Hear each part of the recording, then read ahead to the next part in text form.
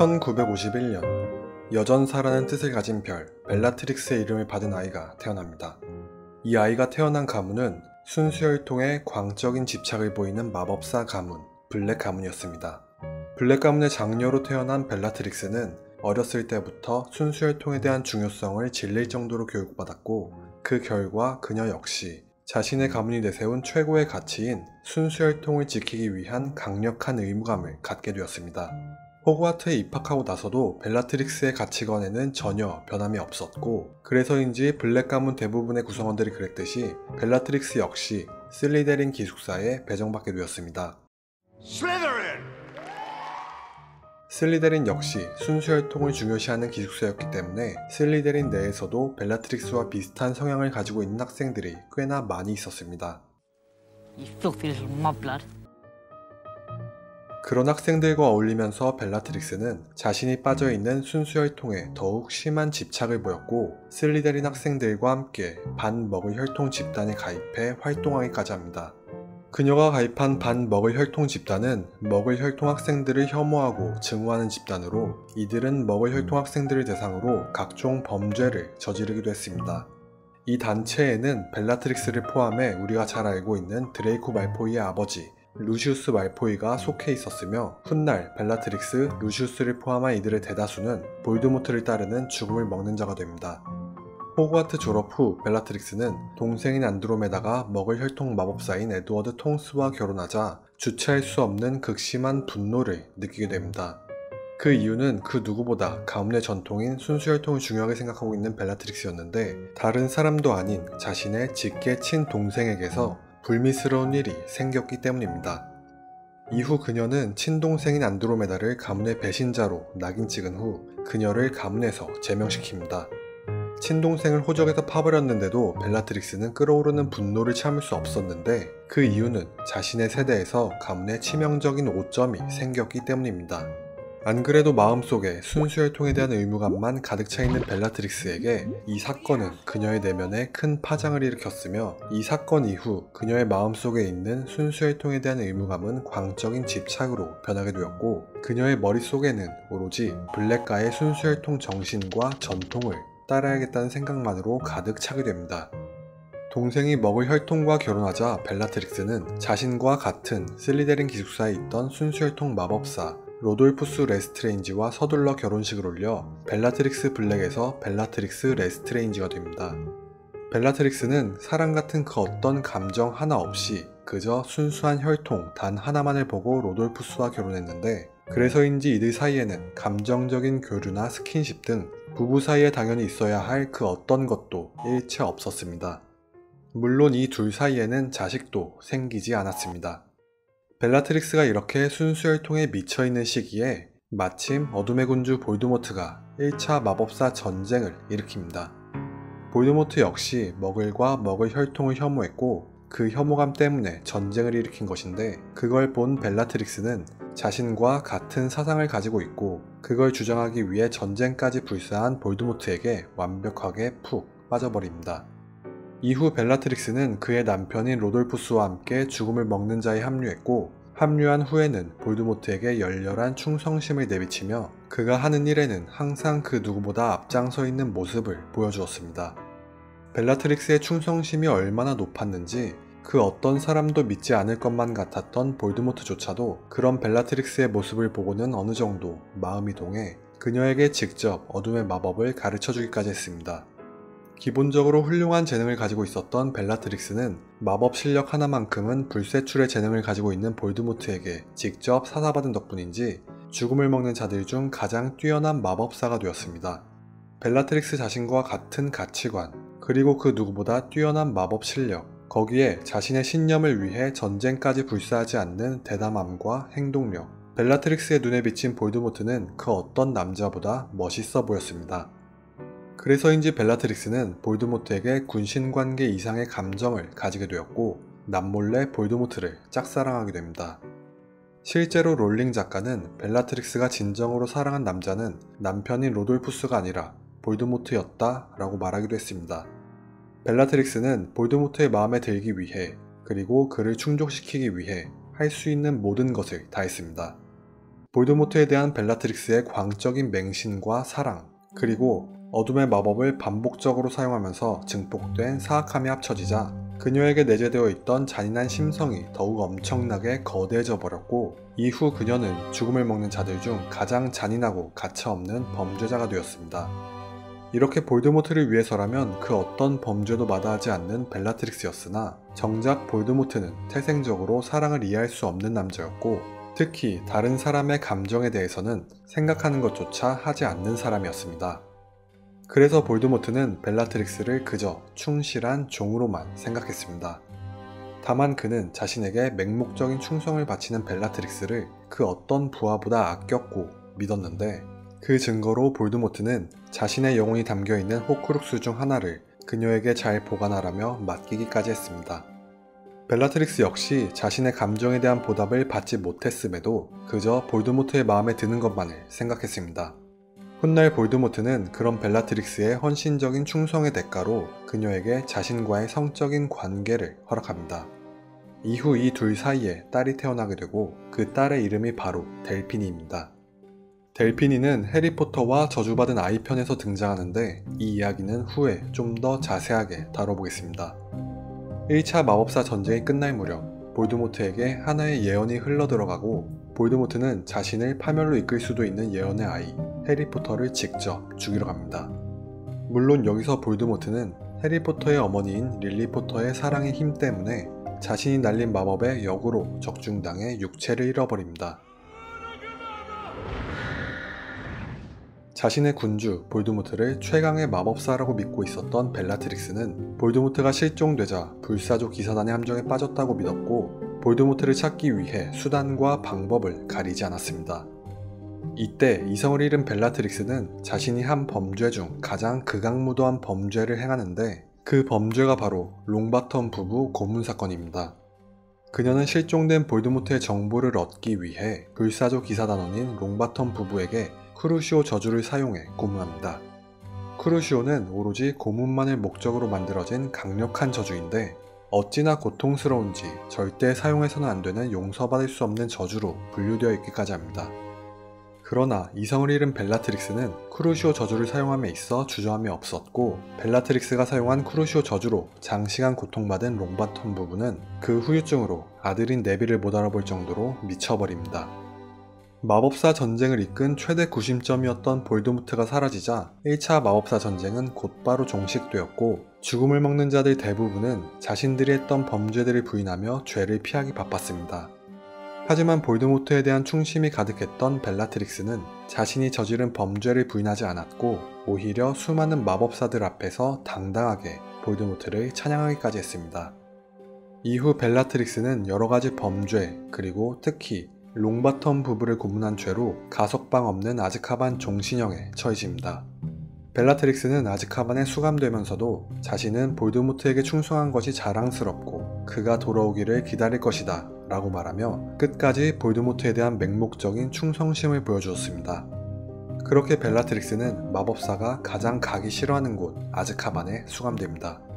블랙 가문 특유의 우아한 외모를 가지고 있었던 벨라트릭스는 아즈카반에 있는 동안 그 아름다움이 다소 사그라들었으며, 어둠의 마법을 남발하고 각종 범죄를 저지르면서 이미 불안정했던 그녀의 정신 상태 역시 아즈카반의 간수인 디멘터에게 시달리면서 조금씩 무너져 내렸습니다. 그렇게 아즈카반에서 장기간 수감된 결과 벨라트릭스의 정신 속에는 오로지 사악함과 잔인함밖에 남지 않게 되었습니다. 시간이 흐르고 1995년 6월, 볼드모트가 부활합니다. 육체를 되찾고 힘을 얻자마자 자신의 수하인 죽음을 먹는 자를 소집한 볼드모트는 끝까지 자신을 배신하지 않고 충성심을 보인 벨라트릭스를 치하하며 그녀를 구출해주기로 마음먹습니다. 이후 1996년 1월, 아즈카반 대규모 탈옥 사건이 일어납니다.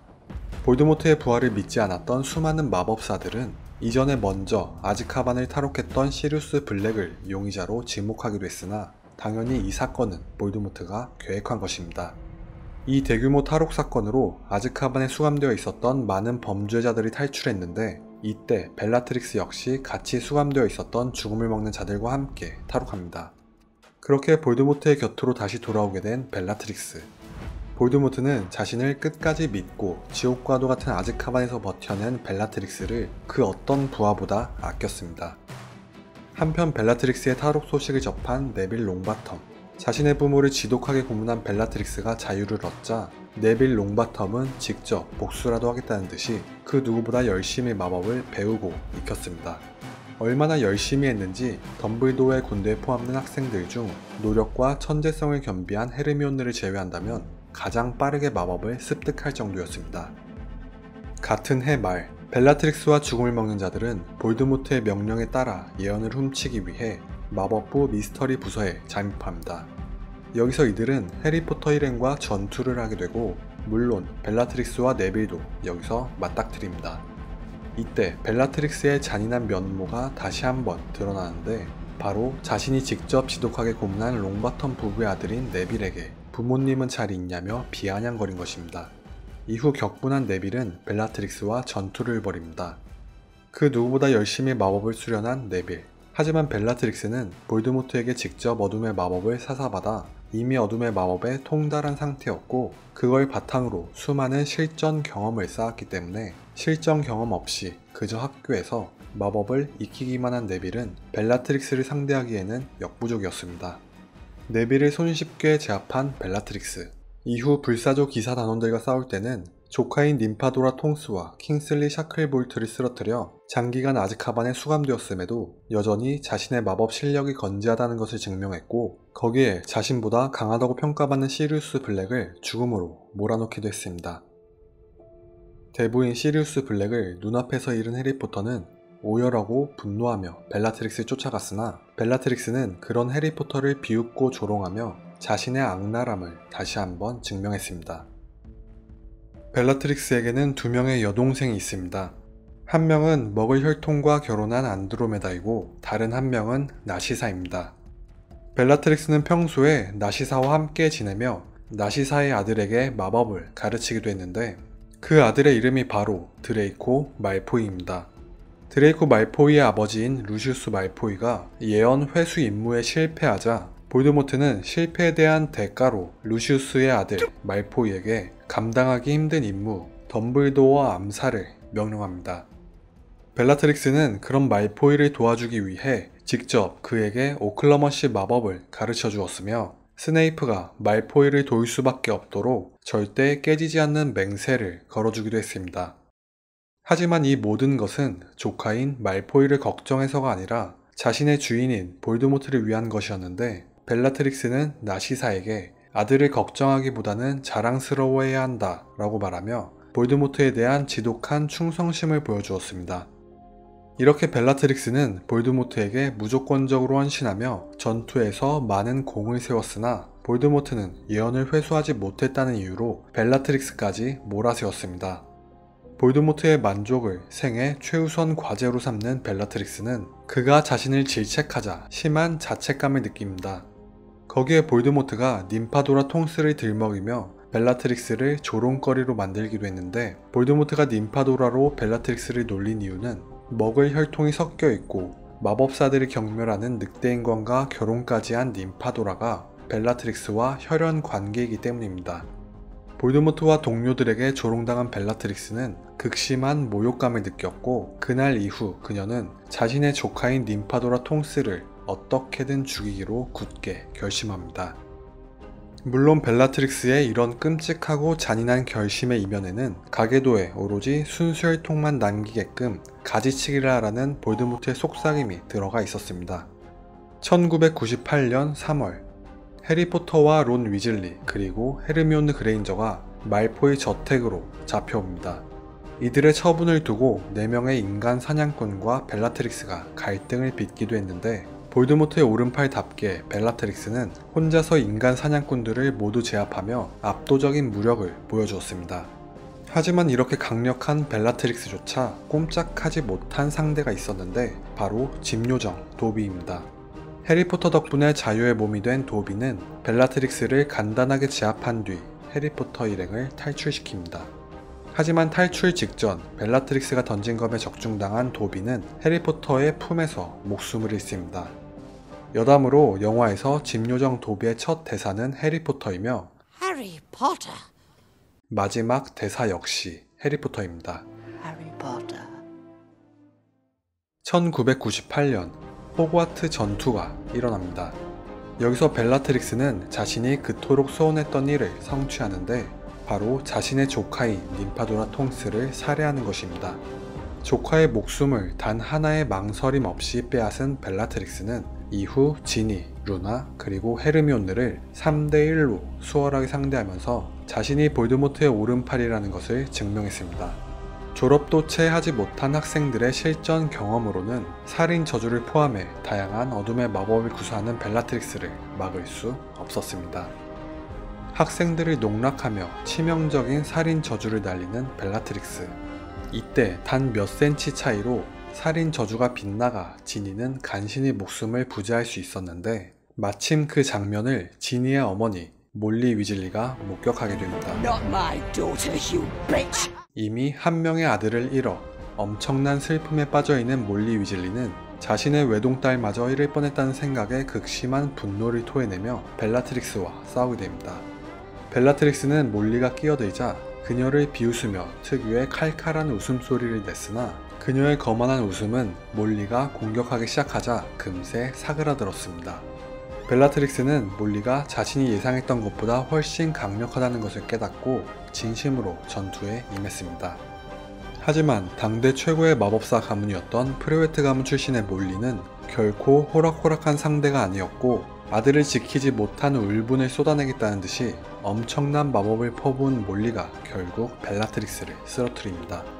볼드모트와 함께 마법사들에게 공포를 안겨준 여전사 벨라트릭스는 그렇게 목숨을 잃습니다. 작가 인터뷰에 따르면 사실 벨라트릭스의 최후는 네빌이 맡아 부모님의 원수를 갚는 것으로 하려고 했다고 합니다. 하지만 처절한 모성애를 보여주는 것이 더 극적이라고 생각하여 몰리 위즐리가 벨라트릭스의 최후를 담당하게 되었습니다. 벨라트릭스는 배우인 헬레나 본햄 카터가 열연한 덕분인지 악역인데도 불구하고 엄청난 인기를 얻었습니다. 해리포터 시리즈에서 여러분들이 가장 애정하는 악역 캐릭터는 무엇인가요? 감사합니다. 지금까지 쭈머였습니다. Ain't no breath in my lungs that ever came to me easy before any song was sung. Ain't no rest for the broken with the pieces scattered round. They'll spend